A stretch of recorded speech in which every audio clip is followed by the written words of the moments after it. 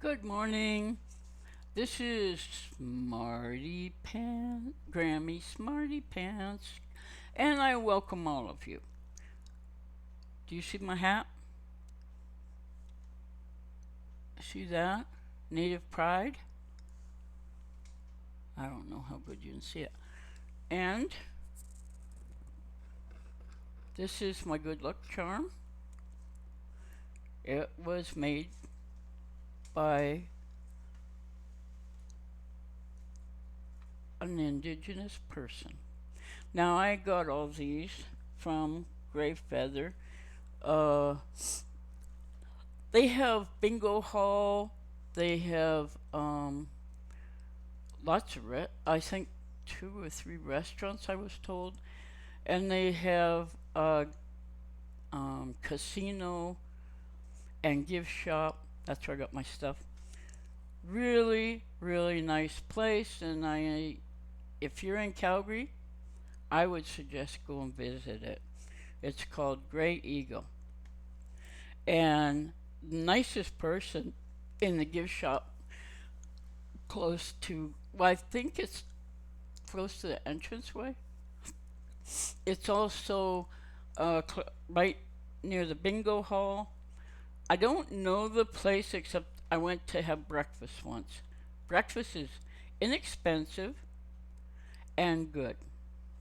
I will tell you that. And I was told the other meals are too. It's not like don't expect a restaurant food, like a full fledged 5-star restaurant. But hey, it's pretty darn good. Let's see. Oh yeah, it's Indigenous Month. That's why I'm wearing what I am. And it's not. It's both. It's Indigenous Month, and it's Pride Month. And I don't want, because there's so much talk about Pride Month, the Indigenous Month to be put to the wayside.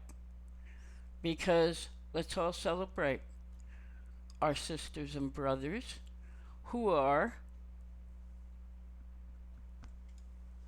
Indigenous and have Native pride. Okay? And if I were you, I would go out and buy something handmade by them and celebrate your brothers and sisters. No reason why everybody can't get along. And if you buy a hat like this, you're celebrating too. You're letting them know you care. Okay? Because I was a little bit worried.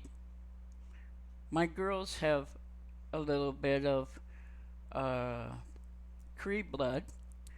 So I figured, hey, you know, let's take. I really believe they should celebrate as well, and I know them. Oh, what are you doing? I gotta go, I guess. Do I? Hold on. How do I do this? I don't know, so I'm gonna have to keep it running. Whoop! Oh, almost did it again. Off with the headset. Okay. Where are you? Come here, girl.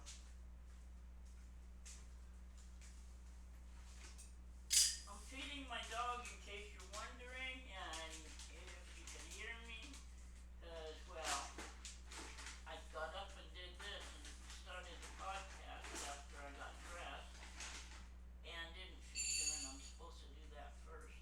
And normally I do.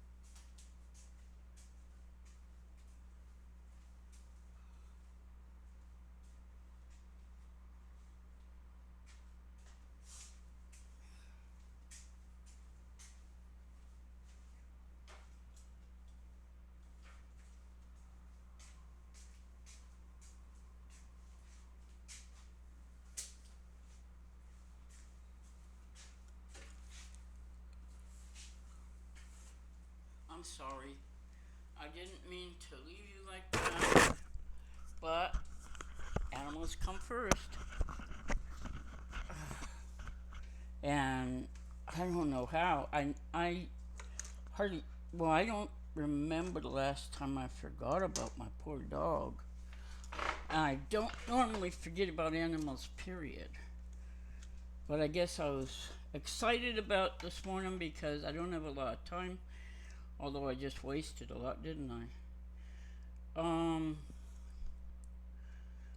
I'm trying to read the Good Luck Charm. Who made it? It was Elder Frank Littlefeather. Elder Frank Littlefeather made it, and I love it. So, indigenous people. Let's face it. We, and I'm talking about white people, all over North America, well, okay, in Canada and in the States, we took and we took. And the States tried to take as much as they could of Mexico, too. If they had their way, they'd have taken it all. But, they met resistance, all right. When they resisted, and I'm talking about the Mexicans, they resisted as hard as they could. And unfortunately, they lost California, but at least they kept the rest of their land. Not like the poor indigenous. And that's another thing. Why is it that when people like the First Nations welcome these ships from strange lands, and a lot of the first people would have died, probably all of them, if it wasn't, and I'm talking about the first white men, if it wasn't for the help and kindness and smart ways of the indigenous people, they would have been goners. But what did they do? First of all, of course, they couldn't speak the language, but they got help. They got food. They were shown a few things, how to survive a bit. And if it hadn't, they would have all perished. And how do they repay them? Well, they bring more white people and they stake their claim and call them savages. Why savages? Because they don't know exactly what those white people knew? Maybe they knew more. In fact, they did. And what happens? The white people had something they didn't: gunpowder. They were able to shoot and kill many more of the indigenous people than the indigenous people were able to kill them. Now remember, they only had, well, they had tools. I mean, they had weapons. But they, compared to the gunpowder, like they had to get a little closer, not the arrows, well, they still had to get closer than you needed for the weapons, the gunpowder, like the rifles and stuff. But not only that, they were kinder people until they were pushed onto land, and they were made to sign treaties, probably half of which they didn't even understand. I don't know, but they started speaking. More of them spoke English than the English learned the indigenous languages.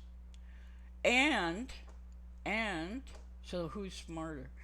Not only that, what happens? They're being pushed on land that wasn't even good land. Whenever anything good was found on their land, in their land, what did the white people do? Oh, we want that because they're greedy, and pushed. And I'm talking about well, not my ancestors, we came later, but still my ancestors were no better. Pushed them on to crappier land, crappier land, crappier land. Took away their land. And I mean, when they did try and fight, oh man, an army was brought. And they were severely punished. And a few of the indigenous who would side up, which never should have happened, with and became scouts, either they were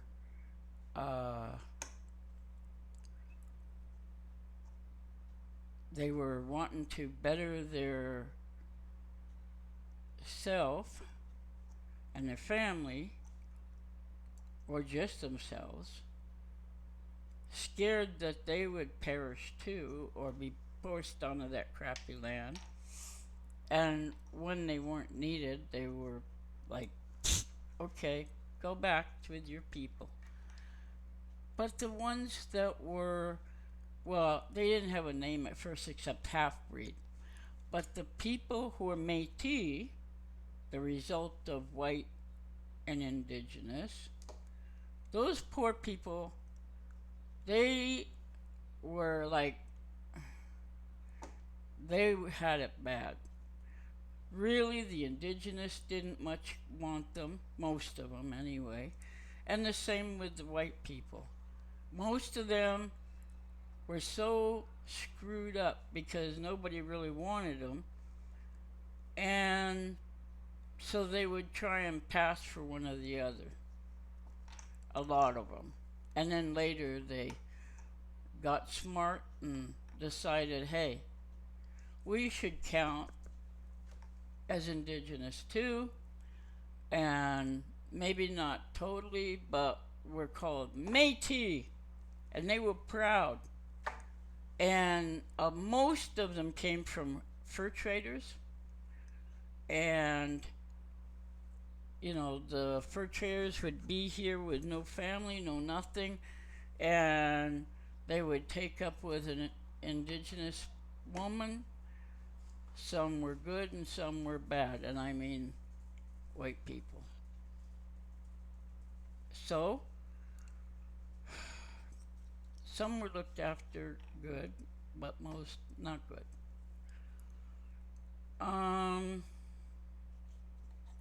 Let's see. Well, I don't know if you know the real histories or not, because it's nothing like in the textbooks, or history books rather, or social that you learn in social studies. No. And it's about time that all the people who, like, first, the people that were here first, the First Nations people, and yes, they are First Nations people. This was all their land, all of it. But they didn't look at it the same way as the white people did. Okay? They looked at it differently. They didn't go, my land. They traveled it. It was their place, their home. But they looked at things way differently, and they took care of it. What's happened after white people? Industry that spoiled it. We didn't, or a lot of people didn't care to You know, they didn't pick up after themselves at first. They treated the land like crap. They used and abused it. And by that, I mean took from it, but didn't put back. Not the same for your First Nations people. They knew how to care for their land. And their way of life, oh yeah, it was hard, but it was also a simpler, better way. And personally, I love that way of being. No, like the bison, whatever they killed, they ate, and they didn't take too many. Okay, just what their people could use, their little nation. Like, for instance, the Cree, the Stony, Blackfoot, whoever, whatever they needed, they took for animals, but not overabundance like white people. They didn't get greedy, okay? And the black people, I mean the white people, um, some of them just killed because they wanted to kill and they left the meat. At least they could have done. At least. If they were going to do something horrible like they did, because they didn't want to eat it at first, a lot of them. Some did, but not a lot of them. Not the ones that were first over. Oh, you know, they wanted their beef and pork. But anyway, that's getting off the point. Instead of just letting carcasses lay, or digging a hole and burying them, but I don't think they even did that. Um, they should have fed them to the natives. I mean, excuse me, we're not supposed to use that word anymore, even though it's on my hat. Let them use it. We're supposed to say First Nations or Indigenous. So, they didn't let the Indigenous people have it. No, too greedy. I can't do that. Might show a little kindness. So most of it went to waste. And they thought it was so much fun. Oh boy, you know, take a whole bunch of them, and people who are used to living a city kind of life, let's gather around and start shooting. Isn't that nice? The bison didn't even have a chance because they were just bam, bam, bam, bam, bam, bam, bam, bam, bam, bam until the last one keeled over. Can you imagine? Can you imagine? That's a way to hunt? No. I mean, I hunted, but not like that. And I myself, and I didn't realize that was also the way of, if not all, most of the indigenous people. I, th- I mean, one shot Kate, that was me. I would take, whether on horseback, walking, whatever. I didn't use anything except horseback or walking. But you take, you're real quiet, and like I would spot maybe a herd of them, and you take your time and you make sure you got a good shot, and then you take and shoot them. Down they go. Bam! Mine never ran away, so I knew what I was doing a little bit, right? And they were always dead on the ground when I came up to slit the throat and the works. But I prayed before, you know, to get a good shot, and I prayed after for the animal. I would say thank you for giving its life for me. And I think that's why it worked out the way it did. And you don't take more than you need. Simple as that.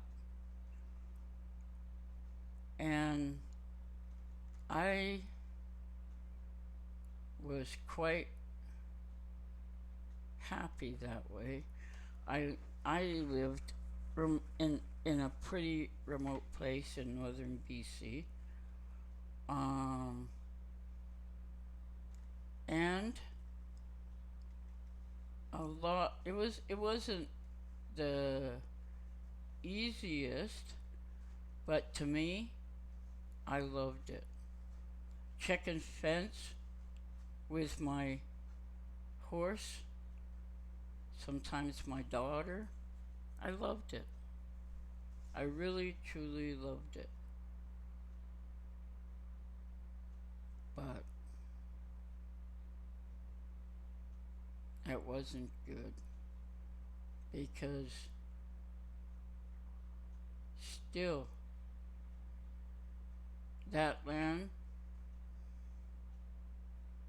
when I think about it, was perfect land to leave alone. You know? The bit that we did cut, it wasn't a lot, but it should have been left. Maybe a yard and that's it. But I don't know. I have mixed feelings. We did have bison that, you know, we ran on there, and we did have horses. I like to train horses myself. Um, my own horse, Scotty, we were happy until when I had to move to the city, and I'm not going to go into why, and had my horse. Oh, I paid rent on this little land, and it was horrible because I went to ride her, and I hadn't ridden in a long time, and I don't know, things just went astray. I hated it. Hated it. It just wasn't like it had been.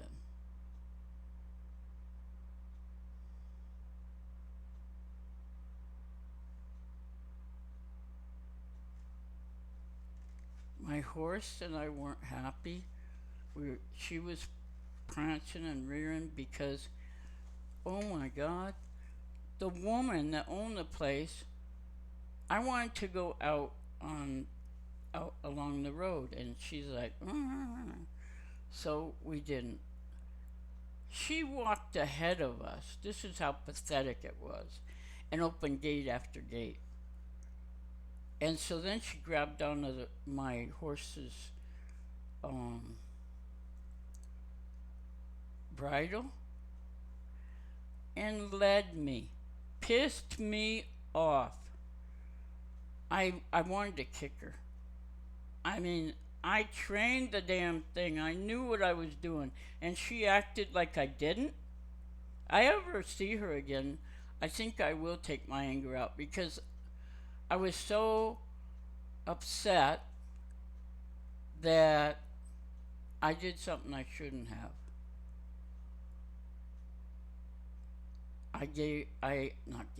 I sold my horse.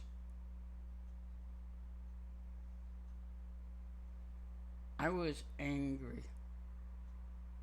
And in a way, I gave in to them. I sold my saddle with everything I didn't know I sold it with everything. She said saddle. I thought saddle, but didn't work out that way. And it was all individual. Like when she said 400 for the saddle, I thought, crap, that's not really enough. I paid I paid more than that for the chest plate, you know. Um, but anyway, so